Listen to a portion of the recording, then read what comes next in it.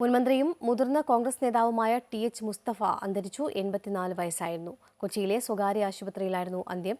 സംസ്കാരം രാത്രി 8 മണിക്ക് ആലുവ മാറമ്പിള്ളി ജമാഅത്ത് ഖബർസ്ഥാനിൽ നടക്കും. വാർദ്ധക്യ സഹജമായ അസുഖത്തെ തുടർന്ന് ചികിത്സയിലായിരുന്ന മുതിർന്ന കോൺഗ്രസ് നേതാവും മുൻമന്ത്രിയുമായിരുന്ന ടി.എച്ച്. മുസ്തഫ കൊച്ചിയിലെ സ്വകാര്യ ആശുപത്രിയിലാണ് മരിച്ചത്.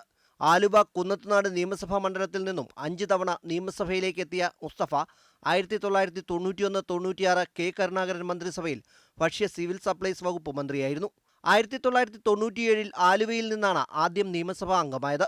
കുന്നത്തുനാട് മണ്ഡലത്തിൽ നിന്നും 1982, 87, 91, 2001 നിയമസഭയിലെത്തി. പെരുമ്പാവൂർ വാഴക്കുളത്ത് ടി.കെ.എം. അന്ത്രോസിന്റെയും ഫാത്തിമ ബീവിയുടെയും മകനായി 1941 ജനനം.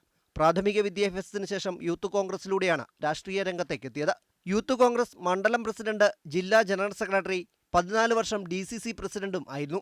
INTUC-യുടെ സംസ്ഥാന നിർവാഹക സമിതി, ദേശീയ കൗൺസിൽ അംഗം, KPCC general secretary, KPCC vice president, Kerala Khadi വ്യവസായ ബോർഡ് വൈസ് ചെയർമാൻ, കോൺഗ്രസ് നിയമസഭാ കക്ഷി ഉപനേതാവ് എന്നീ നിലകളിൽ പ്രവർത്തിച്ചിട്ടുണ്ട്.